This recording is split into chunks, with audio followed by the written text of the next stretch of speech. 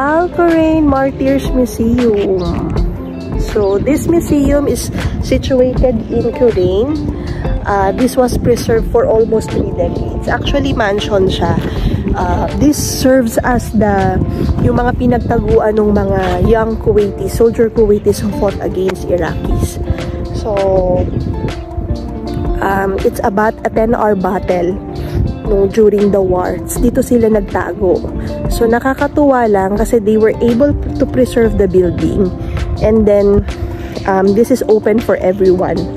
No? Everyone can visit para ma-feel nyo yung history ng Kuwait and ma-appreciate nyo rin yung history nila. So, it's amazing feeling lang na biruin nyo for 3 decades. Makikita nyo yung battle na nangyari noon. No? Ayan, no? Sira-sira yung mga building. Pero they were able to preserve it.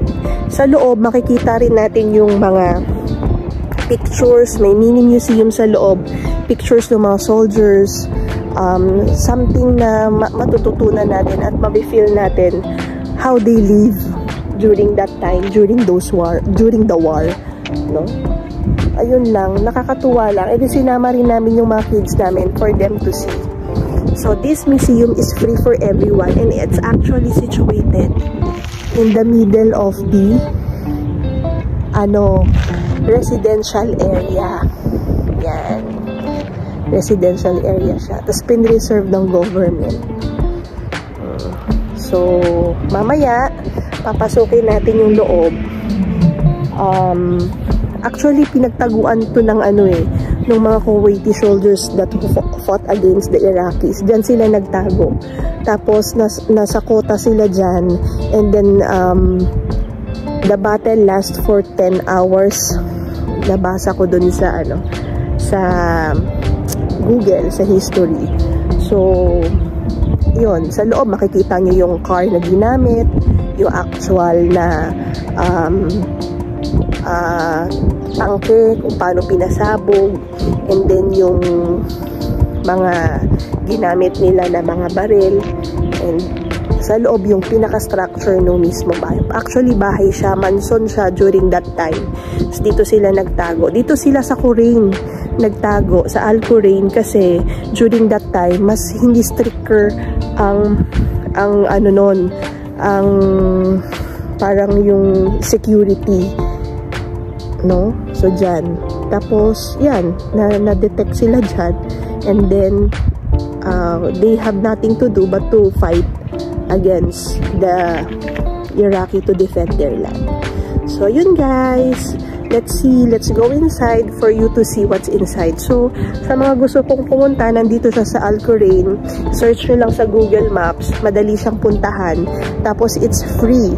Tapos, be mindful lang sa time opening.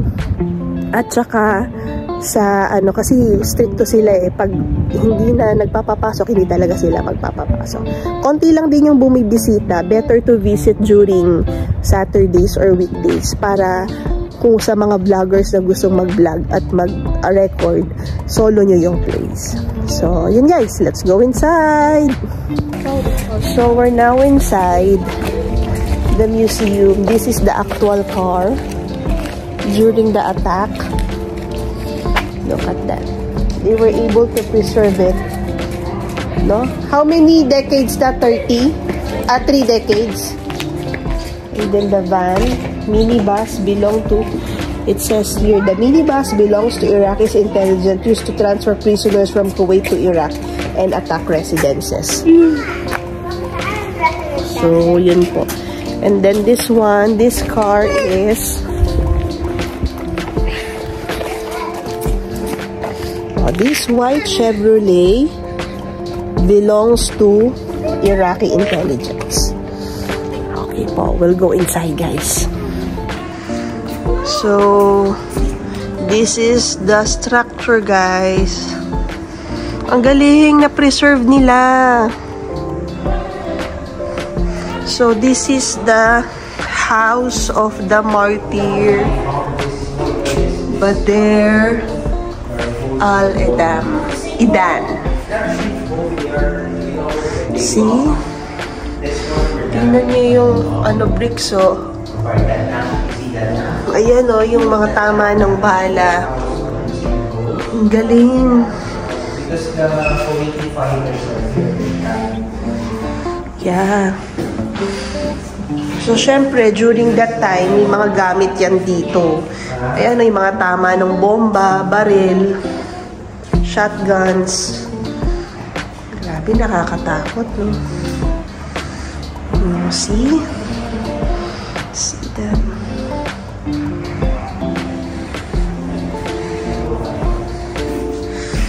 This is it's an empty building. It's an empty place.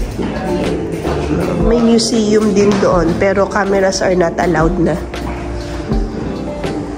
It's an empty house, empty building na pinreserve nila. So makikita mo talaga, you can see the aftermath ng gera. They really fought. Ayan, no? Lalaki ng butas, oh. Look at that. See? Ang laki. Grabe. Oh, lumusot dyan yung mga bala. Grabe. Dito lang sila nagtago nun.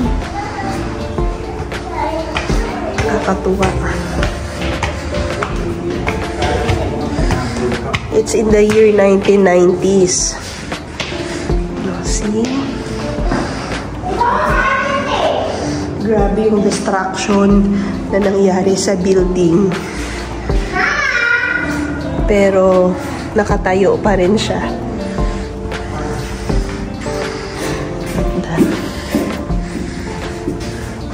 Pero mukhang inano na rin nila, oh. May trusses na rin, eh, oh.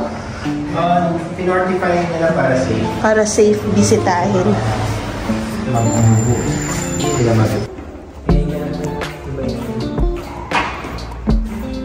Siguro kung nabuhay ka nung panahon na yun, nandito ka nung panahon na yun, nakakatakot.